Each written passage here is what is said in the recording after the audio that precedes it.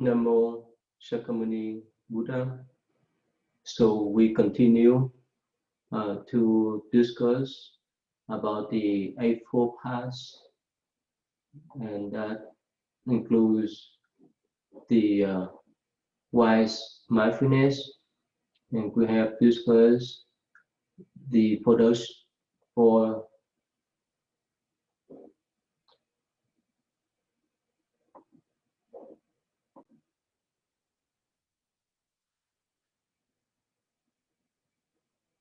Namo Shakyamuni Buddha. So now we continue to discuss about the Four Noble Truths, the last one, the Eightfold Paths, and the wise mindfulness. And we discuss about the four foundations of mindfulness, including the mindfulness of the body, mindfulness of the feeling, mindfulness of the state of our mind, including all kinds of mental afflictions like anger, desire, and so forth. And we discuss about mindfulness of mental objects, including how we utilize some of our virtues to develop the calmness and the awareness. And we will discuss briefly again the five hindrances and other six sense space and object.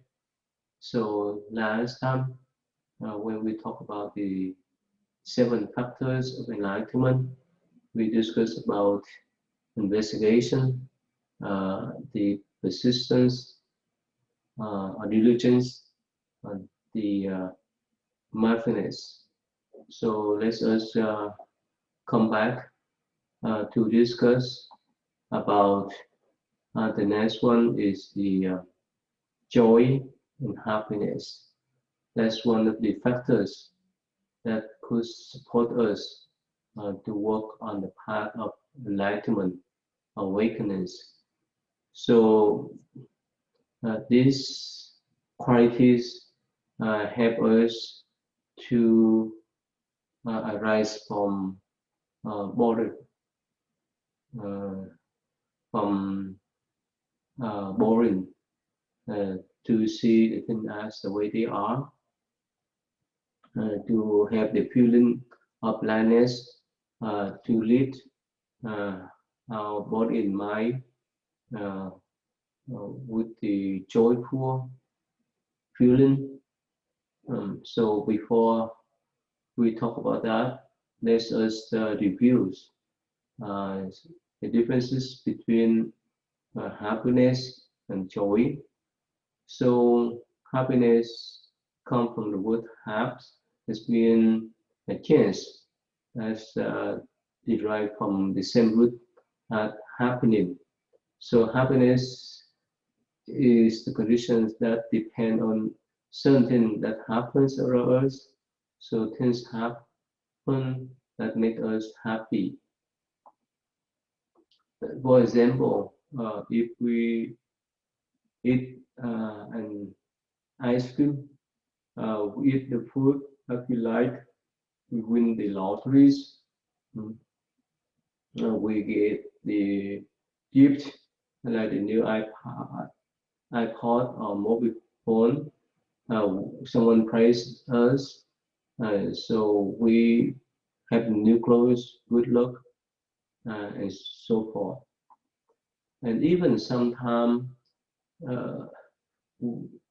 if we can show our ego to exercise power, to control others, to teach others, bully others, show up what we have that other people don't have. We challenge the authorities, we may do something damaging, and so forth. It still make us happy in the negative sense.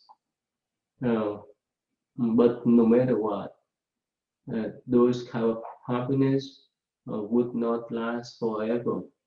And of course, we keep doing different things so that we can gain the happiness. But again, nothing lasts forever. And that's why joy comes to beings because it's more secure than the happiness. For example, at first we think joy and happiness may sound similar, but somehow they differ. So joy has a deeper, richer experience than happiness. For example, when we pet uh, a pet or little animals or birds in the park, we may feel some kind of joy. When we have other people to do homework, to do the house chore, to fix the cars, we have a joy there. And when we share something that feels valuable for us, especially to the unfortunate one, we feel some kind of joy there. And when we think something about we love so much, our spouse, our parents, grandparents, our children, and so forth, we have that joy, that moment of joy. So the joy comes like the mothers when she feeds her child, even she may uh, be hungry, but she still have the joy to feed her little child, or the farmers experience the joy when they see the fruit of their hard work. Even they may not gain much money to sell those fruit, vegetables. The teachers have the great choice when the students excel in the school, or when students have a great choice when they receive high grade after taking the test. So those are the joys that can happen to one of us. And of course, when we discuss further, we feel happy when we are receiving. If someone give us the gift, we are happy. But the joys come from giving and sharing. That's when we share things with other people. When we give out, we have some kind of real joy. So again, the joy is when we give the happiness to others, or when we make others happy. So we can always remain joyful. Of course, depend upon how we take the action. We have a joy how to make the happy or the joyful experience that we may have. Let me share with you this first before I move on. Sometime in November 1922, the famous physicist Albert Einstein found himself with no money to pay the bellboy. He wrote a message and handed it to the bellboy, telling him that this tiny piece of paper would be worth far more than what he had owed. It did in fact recently sell at auction for $1.5 million. So what was this $1 million message? A calm and modest life brings more happiness than the pursuit of success combined with constant restlessness. In a world of consumerism, productivity, and the constant striving to outdo the preceding quarterly earnings, Einstein's advice is a nice and admittedly cliché reminder on the importance of the simple life.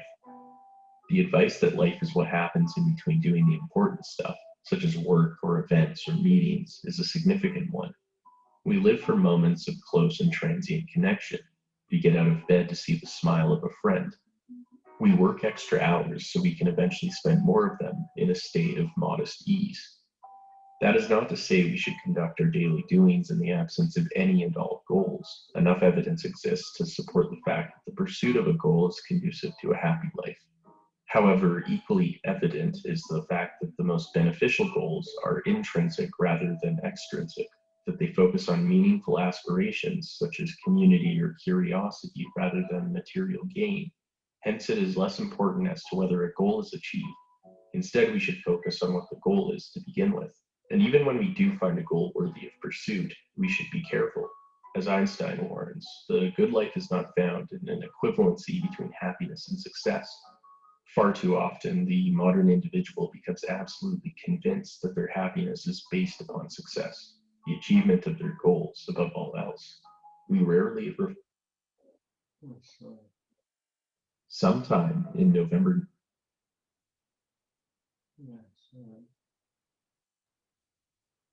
To conduct our daily doings in the absence of any and all goals. Enough evidence exists to support the fact that the pursuit of a goal is conducive to a happy life. However, equally evident is the fact that the most beneficial goals are intrinsic rather than extrinsic, that they focus on meaningful aspirations such as community or curiosity rather than material gain. Hence, it is less important as to whether a goal is achieved. Instead, we should focus on what the goal is to begin with. And even when we do find a goal worthy of pursuit, we should be careful. As Einstein warns, the good life is not found in an equivalency between happiness and success. Far too often, the modern individual becomes absolutely convinced that their happiness is based upon success, the achievement of their goals above all else. We rarely reflect on the fact that many successful people tend to be unhappy or at the very least overworked. In the pursuit of success, they may have pushed aside the very elements that had originally inspired them, finding themselves comfortably at the top and yet all alone.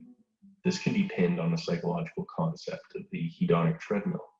According to a great deal of research, humans appear to have some sort of baseline level of happiness.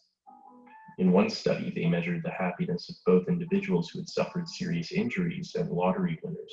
They, of course, found an initial difference in happiness levels between the two groups, but with time, both groups returned to a sort of baseline of well-being, apparently unmoved by their seemingly consequential life events. Unfortunately, we tend to believe that a new promotion, relationship, or possession will elevate our happiness for good. We chase increasingly expensive and opulent things in the hopes of cheating our own psychological limits. And when we obtain them, we do in fact feel good. But the honeymoon phase comes to a close, and so we find ourselves reacquainted with desire. Success perfectly plays into this treadmill. Whenever we reach some sort of goal, we are intermittently satisfied. But soon the satisfaction brings forth boredom and restlessness. We need to do more. Many spend their whole lives in a rat race to the top, seeing their entire existence as a tool for success. The simple life isn't a pledge to minimalism or living out the rest of your life in a cabin in the woods. The simple life is the ability to back up and see life for what it is. Success, instead, should be a tool for happiness. The capacity for one to intelligently select the goals that mean the most of them, and equally, to know when to stop and simply appreciate what they have is an understated one. And perhaps there should be some pity given to some of the most outwardly successful among us, who will nevertheless remain alien to the happiness that comes from simply saying, "That's enough."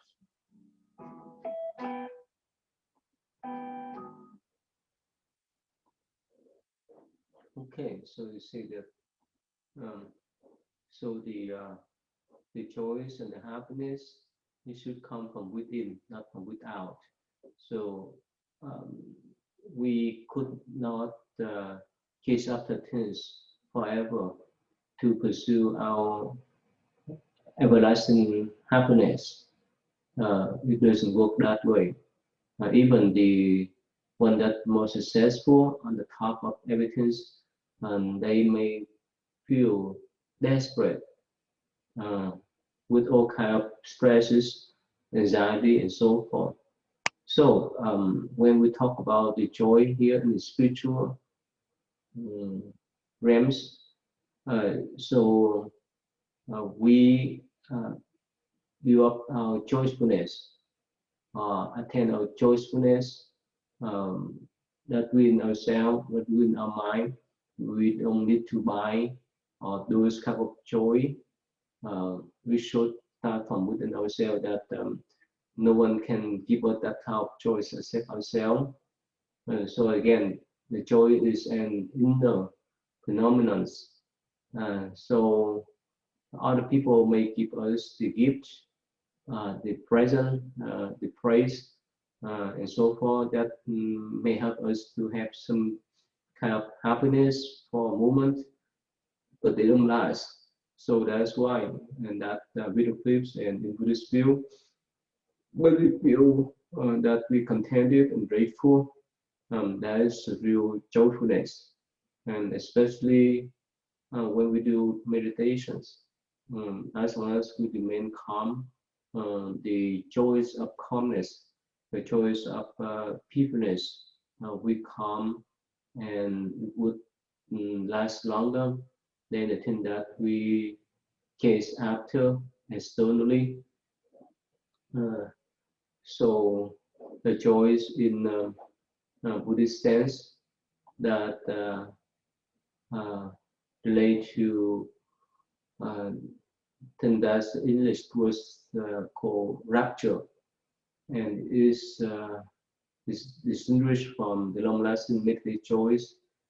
So that when we obtain that kind of joys, we would be calm. We would put more practice on ourselves, so that we can maintain that kind of joys. So with that kind of joys, we feel light, and we could have some kind of joy, like remember the virtue of the Buddha, the joys in the teaching of the Buddha, the joy in the virtue of the Sangha or monastic communities, and consider our own virtue. When we think about them, we have that kind of joys.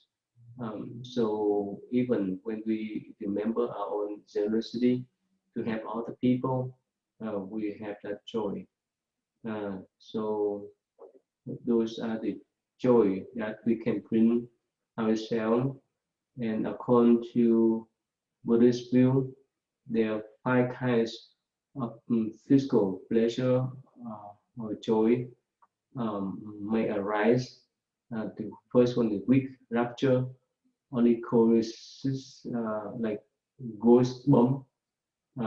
That's like this hair on our skin pop up when we feel some excitement, when we're so happy.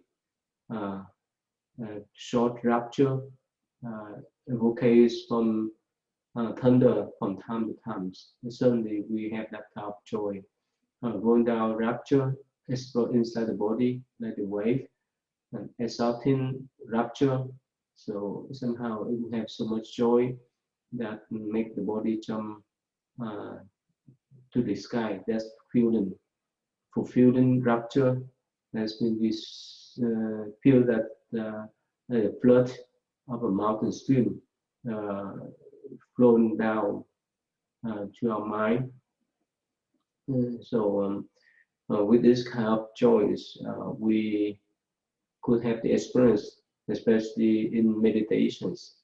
Again, uh, the joys that we have within ourselves when we sit down in meditation, it could last much longer than the external choice or external happiness that our people support us, that people give to us. So that's why when we do meditation, that kind of joy will come eventually. Then it moves in another way, that in doing anything else, whether we go to school, whether we fix the computers, whether we draw an image, whether we drive the cars, uh, mm, anything we do, if we have the choice in doing those things, if we have the passion doing those things, it would last longer. So if we don't find any choice of thing we do, whether we go to school to study, whether we fix computers, whether we clean the carpet and so forth, it's become boring. And what happened then? We would not like to enjoy that present moment. So that's why, as a meditators, we need to recognize as there's no need for us to force ourselves in sitting meditation, because when we come in our mind up, we have that kind of choice uh, happening naturally. So with that kind of choice, we will eventually create the habitual patterns of sitting meditation every day, in the morning and evening, or whenever we feel comfortable with, whenever we have times, because we know when we sit down, we could experience that kind of choice that we can gain within ourselves, that we don't need to borrow from others. We don't need to wait for other people to give us that peacefulness, that kind of happiness, even that kind of choice. We can develop our own choice. So that's so important. And on the top of that, let me share with you that when we help other people, we can find our own joyfulness and happiness too. Have you ever wondered why, when you chase after happiness, it seems so elusive? I think most of us do it, most of the time. There's an idea that happiness exists somewhere else, not in this moment, maybe in another place, or it's with another person, just doing something different. When we chase after happiness as a movement, it's away from the present moment, to another place, to some time other than now. And because we move away from the present moment, ironically, we move further away from happiness. Because when you think about it, happiness can only exist in this moment, right here, right now. So the interesting thing is that when we focus less on chasing our own happiness, and instead focus more on the happiness of others, we immediately find ourselves in the present moment. So not only are we benefiting others by having a more open, empathetic mind, but we're also benefiting ourselves by being more present and experiencing more happiness. So the quickest way, the surest way of experiencing more happiness in our lives is to focus more on the happiness of others. Okay, so you see that again, when we live the present moment, we bring our own joys, and if we step out, help other people, we would bring our own joys and happiness when we help others. Okay, so the next factors that we are going to talk is the calmness or tranquilities. And so with the arising of rapture, that's been joys, the mind becomes calm and peaceful. And that's what we call tranquilities.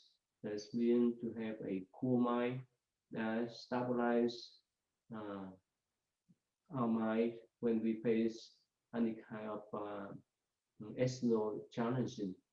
Like if someone criticizes us, someone try to abuse us, and so forth. If we remain calm, they would not control us anything else because of the kind of calmness. And like the leaders of a companies or communities, so when they remain calm to give the public speaking, to explain their proposals or views, no matter what the audience says or comments, they still have the confidence to move on to explain their proposal or point of view. So that type of calmness is so important in our life. So let me show you another things here.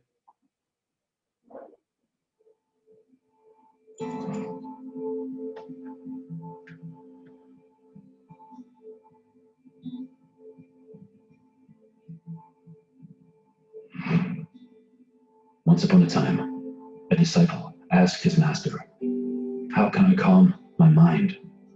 The master said, "I am too busy to talk to you right now. Why not consult your first Dharma brother?" He did as he was told and asked the same question. The first Dharma brother said, "I have a headache. I can't talk now. Why not talk to the second Dharma brother?" But the second Dharma brother said, "I have a stomach ache. Why don't you just go and talk to our Dharma master?" So he went back to his master and complained, "Nobody told me anything. Nobody gave me any answers." But the master said to him reprovingly, "You really are a stupid fool. Everybody has been giving you the answer." Because of this, the disciple reached enlightenment. You see, in your life, no one else can solve your problems for you. It is you. It is your mind. You have to engage in inner conversation and understanding of your will, of your desires, of your mind power, and of all the existence that we live in.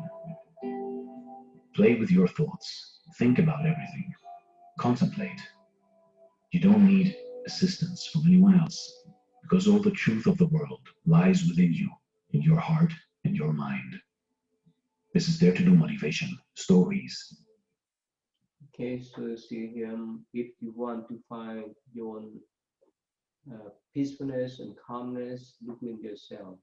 If you ask for others' help, yes, they can provide you the helps according to their views, according to their effort, and so forth. But ultimately, at the end of the day, you are the one that could bring the calmness to yourself only. So even they give the best advice, but what happens if you don't practice? What happens if it's not suitable for your needs or whatever you like? So that's why you need to find your own calmness within yourself. And of course, in Buddhist practice of meditation, calmness or tranquilities refers to our abilities to relax. So it's so important in a spiritual path because without the tranquilities or calmness, there's no way for us to have the wisdom. So when we have turbulence in our mind, whether stress and anxiety, depressions, and so forth, it will cover our wisdom. And so that's why when we calm our mind, there's no need for us to seek for external things. So again, tranquilities here means relaxation of body and mind.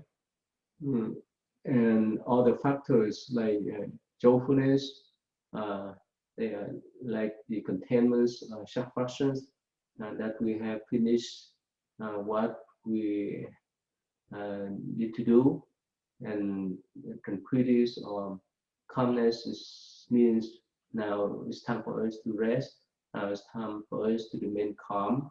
So we cannot force our mind to remain calm, but that type of tranquilities would come naturally. So again, let me show you this short little clips. One day, Buddha was walking from one town to another with a few of his followers. This was in the initial days. While they were traveling, they happened to pass a lake. They stopped there, and Buddha told one of his disciples, "I am thirsty. Please get me some water from that lake over there. The disciple walked up to the lake. When he reached it, he noticed that some people were washing clothes in the water, and right at that moment, a bull cart started crossing the lake right at the edge of it. As a result, the water became very muddy, very turbid. The disciple thought, how can I give this muddy water to Buddha to drink? So he came back and told the Buddha, the water in there is very muddy. I don't think it is fit to drink. So, the Buddha said, let us take a little rest here by the tree. After about half an hour, again, Buddha asked the same disciple to go back to the lake and get him some water to drink. The disciple immediately went back to the lake. This time he found that the lake had absolutely clear water in it.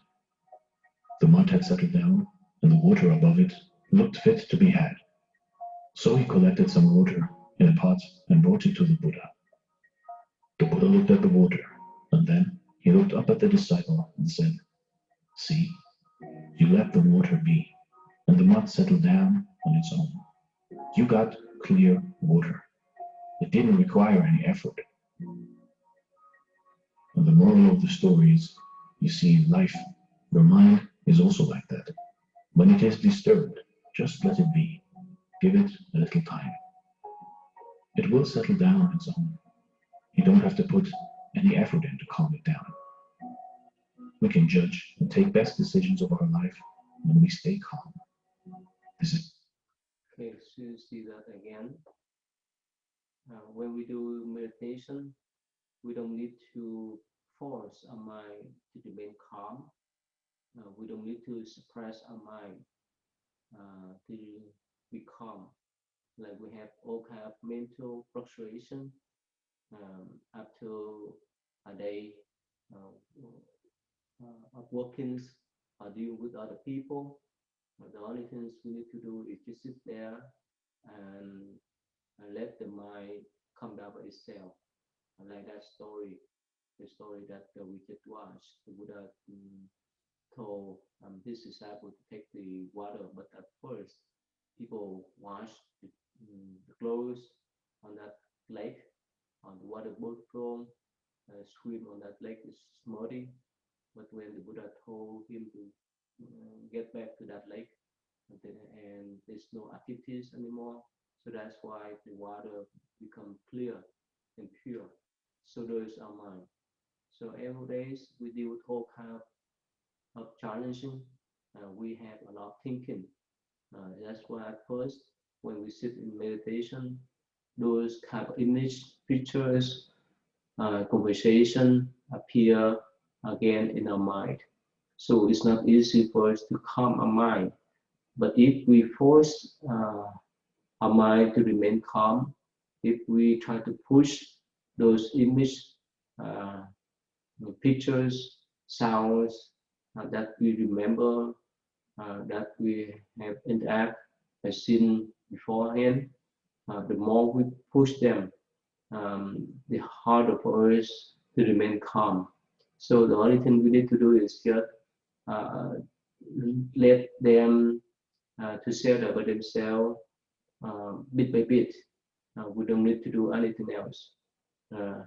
Just be observer and just follow our breath, and eventually those kind of mental operations, mental fluctuations, feelings will be settled out by themselves. So, and with that kind of tranquilities and calmness, we would have that kind of calmness in our mind and body.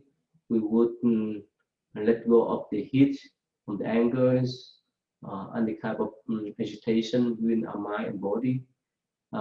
We would see through things. We would recognize things that we need to do, and we just remain in that comfortable postures or situation, so that that calmness would stay with us for a while. And again, it will come naturally. We don't need to use any force to make the calmness for ourselves. Right, so the next one, concentration. Yes, we study so many times, especially in the right concentrations, that we focus our mind on one point, one object. We gather our thoughts in once. So to be one with our inner mind, without thinking, without reasoning. So it would help us to have the clarity through the single point focus.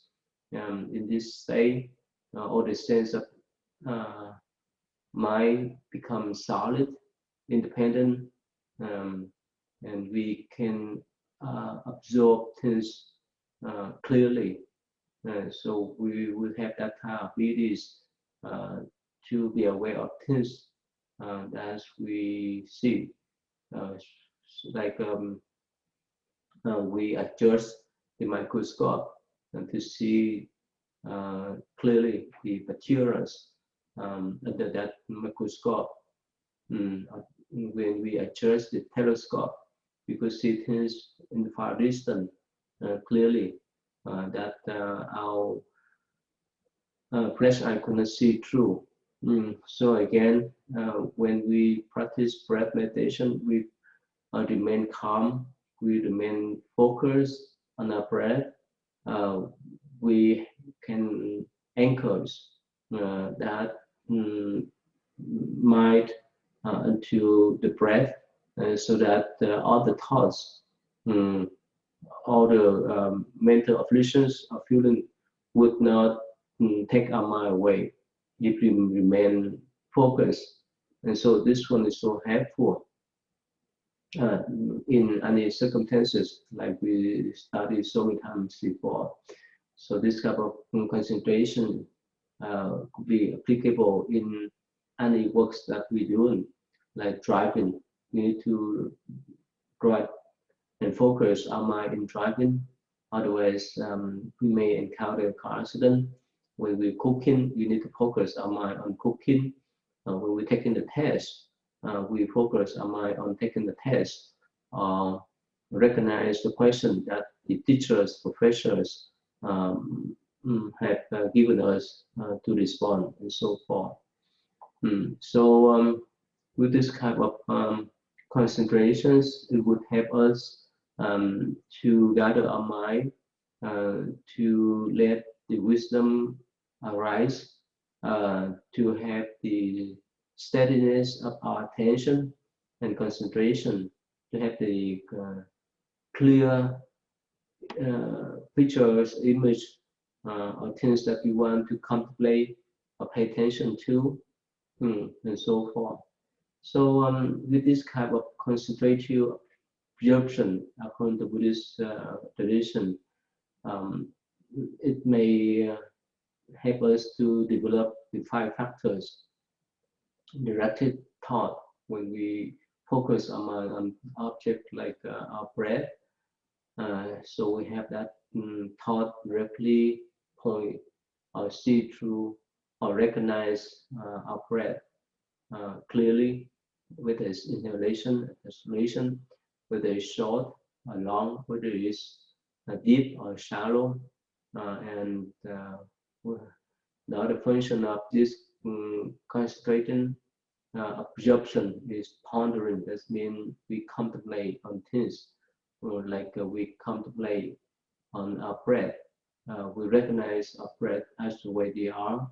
They come in and out of our body. We recognize, and if we can recognize physical pleasure that we just talked about, the joy or the happiness.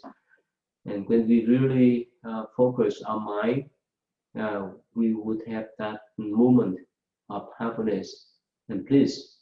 And with that type of concentrative absorption, we would have the equanimities, that another virtue within the 7 factors of enlightenment.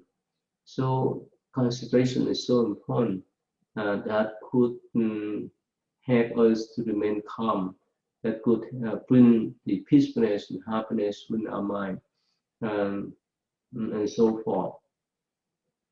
When we really focus on our concentration.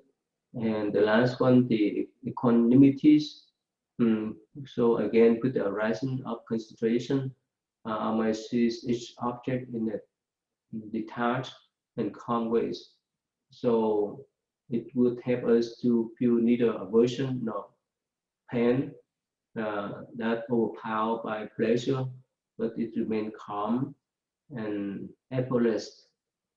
We have that kind of effortless observance of things, like when we observe our breath, when it comes into our body, we could feel the cold air. When we observe the exhalation, we could feel the warm air that come out our body. Just be observer. We don't need to use any effort to pour the air out or to push the air in. So we just remain calm. We just remain in that situation. That state of mind, the equanimity mind. So with that type of equanimity, it's easy for us to see things as the way they are. Otherwise, it's not easy. So we discussed that equanimity before. It helps us to walk the middle path between extremes of aversion and desire. It would help us not being poor in one way and others, especially like or dislike. It's like the pendulum. It swings back and forth between left and right. But if we remain calm with concentration, eventually it will come back to the middle positions. That's what we call the equanimities in our mind. So we would have that kind of evenness of our mind, a non-dual mind. So when we face difficulties, when we interact with other people, of course, if we use this kind of equanimity, it's easy for us to see things in the broad spectrum instead of swimming in the side of like or dislike. For example, when we discuss some matters with our friends may say, okay, if you like this, you can go forward. If you don't like, you may step out. But if we remain calm, without like or dislike, we see why our friends propose those informations for us to choose from. So we have more wisdom, we have more clarity to see things than to take side with the thing we like or reject with the thing that we don't like. So that's why equanimities could help us to stay away from attachment to the thing we like, the people we love too, so that we would remain calm whether things happen to them. If something that they say, if we are so attached to them, will affect to us. So if we remain calm to stay away from those type of attachment, we would see whether we can help them out, or give them advice or not. Otherwise, we may be swayed and influenced by the one that we love, and vice versa. When we step out of the dislike judgment, that we don't like some type people. If we stay out of that versions, we could see why they make a kind of judgment, why they make kinds of statement. So that we don't analyze things before what they say. We will see or recognize their wisdom. Otherwise, if we have the aversion or anger toward that person, no matter what they say, we would reject right away. So with that type of equanimities, it helps us to step out of the like or dislike tendency. And it helps us to make a situation bigger or worse than they are. So that's why doing meditation, equanimities help us to see phenomena arise and then pass away with calm and tranquil mind. So we don't follow the trap of good or bad, like or dislike. We only see non-dual awareness. That's why equanimities is the neutral way for us to see, and it comes from the calmness. And when we have that kind of calmness and evenness in our mind, it's easy for us to treat other people equally. So that is the way we can transform our own mind to react with any situation or challenge that we used to have. And with that type of equanimities, it will be helpful for us to remain calm and concentrated. Okay, so since time is up, let me stop here today. And next time we can discuss further about uh, the next subject of uh, factors of enlightenment and then more secondly Buddha.